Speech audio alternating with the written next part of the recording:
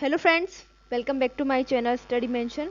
जैसे कि आप सभी को पता है कि मैं माध्यमिक शिक्षा बोर्ड 8th क्लास का विषय गणित पढ़ा रही हूँ।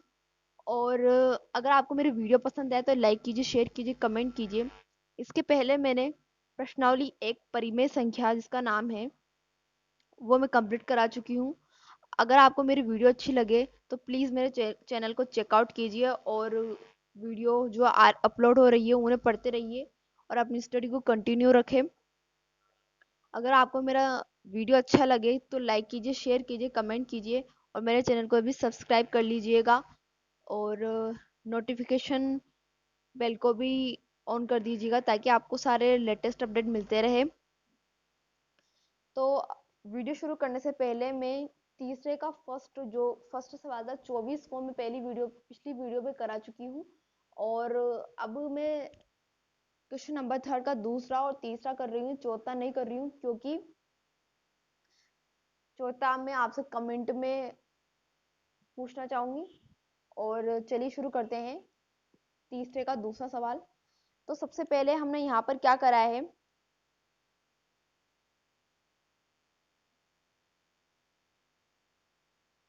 इसके पहले मैं एक एक प्रोसेस बताया था मैंने आपको। वो जो प्रोसेस मैं अभी बता रही हूँ वो उसका जस्ट उल्टा है। तो ऐसे भी हम करके देख लेते हैं। जैसे कि आप देखते हो कि जो 250 है इसका पहले हमने अभाज्य गुणनखंड विधि से या गुणनखंड विधि से इसे हम करेंगे। तो सबसे पहले इसमें 2 का भाग जा रहा है जो कि 125 बार। अब इसमें 5 का जा रहा है, कितनी बार? 25 बार जा रहा है। फिर से इसमें 5 का जा रहा है, 5 बार जा रहा है। और 5 में 5 का एक बार। तो यहाँ पर हम देख सकते हैं कि 2 × 5 कितनी बार है? 2 एक बार है। और 5 कितनी बार है? 3 बार है। अगर हम यहाँ पर इस दो को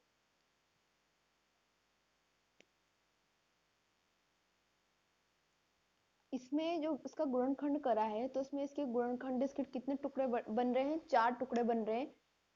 3 के 5 बन रहे हैं और 2 का सिर्फ एक बन रहा है। अगर इस 2 का भाग मैं 250 में दे दूं तो कितना आएगा? 125 आएगा।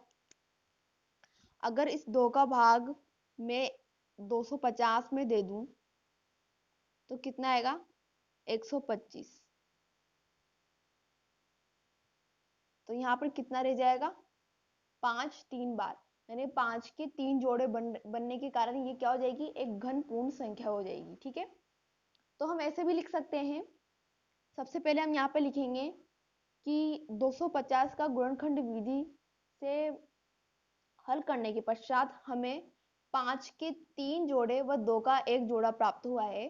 5 का 3 जोड़ा बने रहने के लिए 2 का हम भाग दे देंगे 250 में। और 250 में अगर हम 2 का भाग देंगे तो 125।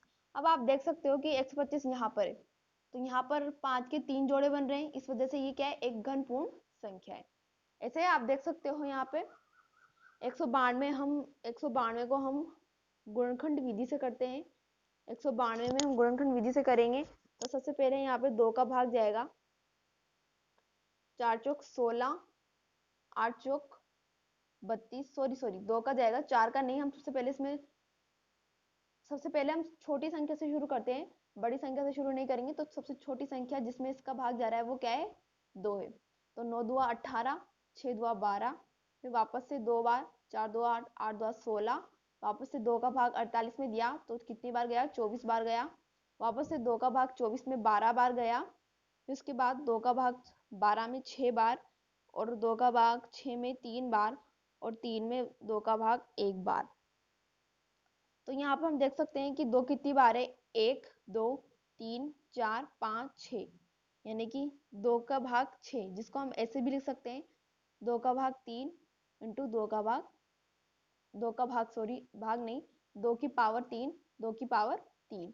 तो 2 की पावर 6 को हम क्या लिख सकते हैं? 2 की पावर 3, 2 की पावर 3। यहाँ पर 2 2 के 3 समूह बन रहे हैं, लेकिन यहाँ पर एक्स्ट्रा में क्या है? 3 भी है। लेकिन यहाँ पे एक्स्ट्रा में भी क्या है? 3 है। इस 3 को हम हटा दें तो ये एक पूर्ण घन जो संख्या बचेगी वो एक पूर्ण घन संख्या होगी। इस 3 को हमने क्या कर दिया? इस 192 है इसमें हमने इसमें भाग दे दिया। इस 3 का। अगर इस 3 को इसमें हटा देंगे तो ये सिर्फ ये संख्या रह जाएगी, जो कि क्या है, घन पूर्ण संख्या। तो इस 3 का हमने इसमें भाग दे दिया, तो कितना बचा,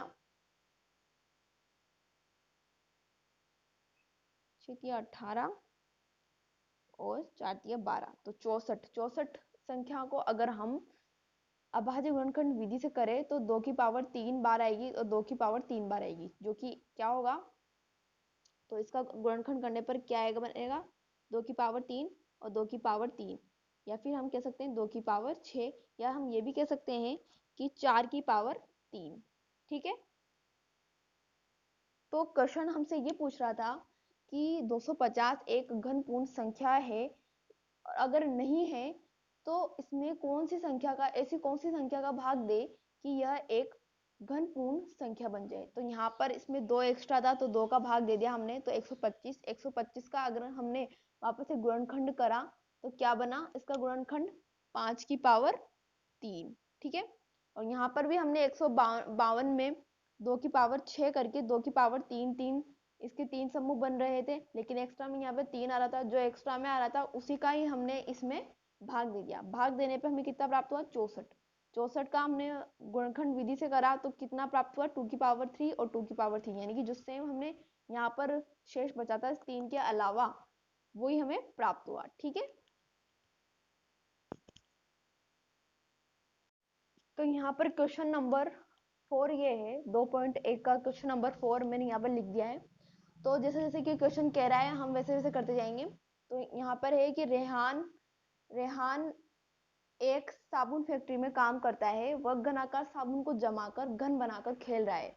बताइए यदि 216 साबुन जमाने हो तो बनने वाले घन की पहली पंक्ति में कितने साबुन हैं। तो सबसे पहले हम देखते हैं कि हमें कितने घन जमाने हैं, हमें 216 घन जमाने हैं। ठीक है, कितने घन जमाने, 216 घन जमाने हैं। अगर हम 216 के अभाज्य गुणनखंड करें, या हम इसके गुणनखंड विधि से, इसका अभाज्य गुणनखंड विधि से करें, देखें, चेक करें तो इसमें कितने इसके हमें वो मिल रहे हैं, इसके फैक्टर, कितने फैक्टर मिल रहे हैं इसके, 216 की हमने करे फैक्टर, तो 108, वापस से हमने 2 का करा तो 108 में हम 2 का भाग दिया तो 54 आया, वापस से 2 का दिया तो 27 आया, और 3 का दिया तो 9 आया, और 9 में 3 का दिया तो 3 आया, और 3 में 3 का दिया तो 1।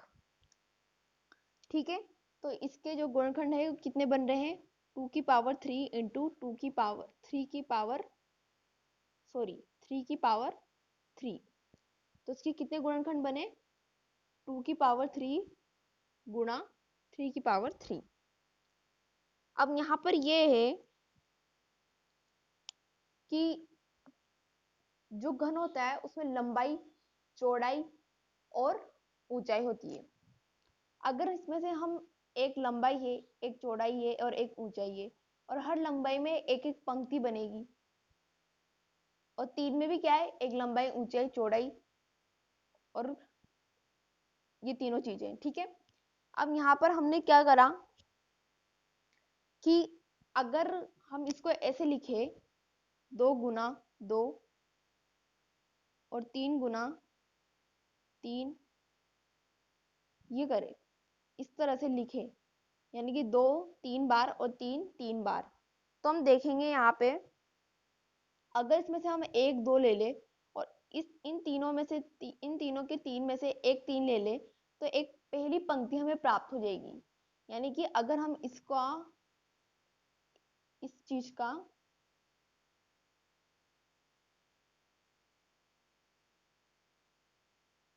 1/6 कर दे तो हमें क्या प्राप्त हो जाएगा। या फिर आपको ये समझ में नहीं आए तो हम सीधा सीधा ले लेते हैं कि इस इन तीनों से ही, इन 6 की 6 जो गुणनखंड है इनसे क्या बन रहा है, एक घन बन रहा है, और हमें पता लगाना है कि उसकी पहली पंक्ति में कितने साबुन होंगे। तो पहली पंक्ति में से हमने एक तो 2 गुणनखंड और एक 3 गुणनखंड इसमें से ले लिया, तो इसमें से लेने पर हमें कितने साबुन प्राप्त हुए, 6 साबुन प्राप्त हुए। यानी कि पहली पंक्ति में पहली पंक्ति में हमें 2 × 3 6 साबुन प्राप्त हुए। ठीक है,